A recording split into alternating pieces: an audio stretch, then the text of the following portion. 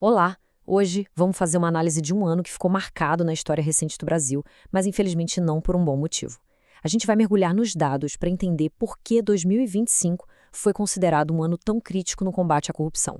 Segundo a Transparência Internacional, o país está consolidando um estágio bem avançado do que se chama de captura institucional. Bora entender o que isso quer dizer na prática? E a análise já começa com uma declaração forte, sem meias palavras. Um verdadeiro anos horríveis. Para quem não conhece a expressão em latim, significa literalmente um ano horrível. Essa citação já dá o tom da gravidade do cenário que a gente vai explorar agora. Então, a grande pergunta que vai guiar a nossa conversa é: por quê? O que exatamente aconteceu para justificar uma avaliação tão dura, tão dramática assim? É isso que a gente vai investigar passo a passo para montar esse quebra-cabeça. Mas olha, antes da gente mergulhar de cabeça no caso brasileiro, é super importante entender o contexto. O que aconteceu por aqui em 2025 não foi um raio em céu azul, não. Foi parte de um movimento global. Um alerta sobre a integridade soou no mundo inteiro. E o número que resume esse alerta é esse aí: 42. Essa foi a média global no índice de percepção da corrupção. E o mais preocupante: essa pontuação representa a primeira queda de verdade na média mundial em mais de uma década. Ou seja, o mundo como um todo piorou. E essa tabela aqui detalha o tamanho do problema. Pensem só, 122 países, o que dá mais ou menos 2/3 do total, tiveram uma nota abaixo de 50. Isso é um sinal claro de que, na maior parte do planeta, a corrupção, infelizmente, é vista como um problema sistêmico, quase que normalizado. Agora, olhem só esse gráfico. Ele mostra uma coisa que é cristalina. Existe uma ligação direta entre o tipo de regime de um país e o controle da corrupção.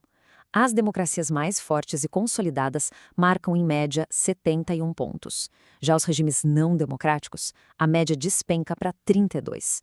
A diferença é gigantesca e mostra o peso de ter instituições democráticas funcionando bem. Ok, com esse panorama do mundo em mente, agora sim vamos voltar todos os nossos holofotes para o diagnóstico específico do Brasil. Como o nosso país se saiu nesse cenário global de retrocesso? Pois é, a nota do Brasil foi 35, numa escala que vai de 0 a 100. Um resultado que não só mantém o país estagnado, como nos coloca bem abaixo daquela média global de 42, que, vale lembrar, já estava em queda. E o que essa nota significa na prática, no ranking mundial? 107º lugar, posição 107 entre 182 países. Isso é simplesmente a pior colocação histórica do Brasil nesse índice, um sinal vermelho piscando com muita força. E para a gente ter uma noção ainda melhor, vamos comparar com os vizinhos aqui nas Américas.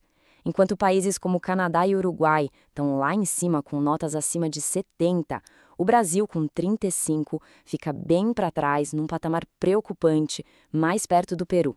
Ok, mas qual é a causa raiz de tudo isso? O diagnóstico central dos pesquisadores para entender a nota baixa do Brasil é essa tal de captura institucional. Parece complicado, mas a ideia é simples. É quando o sistema político e o judiciário, que deveriam servir a população, são sistematicamente desviados para atender os interesses de pequenos grupos poderosos. Certo, mas como que essa captura acontece no dia a dia, na prática? A análise é dura, a degradação é profunda, foi se acumulando e parece estar em todo lugar. Vamos ver agora como cada um dos 3 poderes da República acaba contribuindo para esse cenário.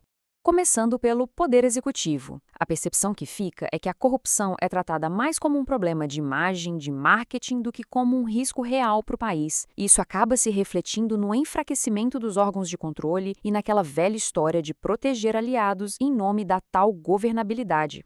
O Congresso, por sua vez, é descrito como um epicentro da corrupção. Mas o X da questão aqui não são só os crimes isolados. O problema maior é a institucionalização de práticas ruins, como orçamentos secretos, a falta de transparência e o uso das CPIs muitas vezes como palco político ou até ferramenta de chantagem. E o judiciário, que deveria ser o grande guardião, o árbitro imparcial do jogo. A análise o descreve como um sistema desmoralizado, que muitas vezes falha nesse papel. E qual o resultado direto disso? Um terreno fértil para a impunidade florescer. E essa fragilidade toda do sistema tem consequências humanas e muito, muito graves. O relatório classifica o Brasil como um ambiente perigoso para jornalistas investigativos. E este dado aqui é simplesmente chocante. Em todo o mundo, quase todos os jornalistas assassinados por investigar corrupção estavam em países com notas baixas no índice. O risco é real. Bom, depois de ouvir tudo isso, a gente se pergunta, tá, mas não tem solução, ninguém tá fazendo nada? A resposta é que sim, existem soluções. O problema é que o próprio sistema parece lutar contra o remédio, resistir à cura. Vamos entender como. E tem uma frase da própria análise que resume isso de forma brilhante. Remédios existem, mas são frequentemente neutralizados. É o grande paradoxo brasileiro. Significa que, mesmo com esforços para combater o problema, eles batem de frente com uma resistência enorme do próprio sistema. Mas olha, nem tudo é sombrio. A análise também aponta que existem o que ela chama de anticorpos no sistema, ou seja, instituições e pessoas reagindo. A gente vê exemplos como a Operação Carbono Oculto, decisões importantes do STF e até a pressão da sociedade que conseguiu barrar a PEC da blindagem. São sinais de resistência sim, mas que ainda atuam em desvantagem. Então, qual seria a receita para sair desse buraco? A Transparência Internacional aponta um caminho bem claro, que se baseia em 5 pilares principais. Vai desde a renovação da vontade política para fazer cumprir as leis, passando pelo fortalecimento da justiça, até a proteção da imprensa e o controle do dinheiro público. E a gente termina com essa reflexão final, que é ao mesmo tempo um alerta e uma fonte de esperança. A corrupção não é um destino, não é algo inevitável. Ela é o resultado de escolhas políticas. E se há uma escolha, isso quer dizer que outras escolhas podem e devem ser feitas, abrindo um novo caminho para o futuro.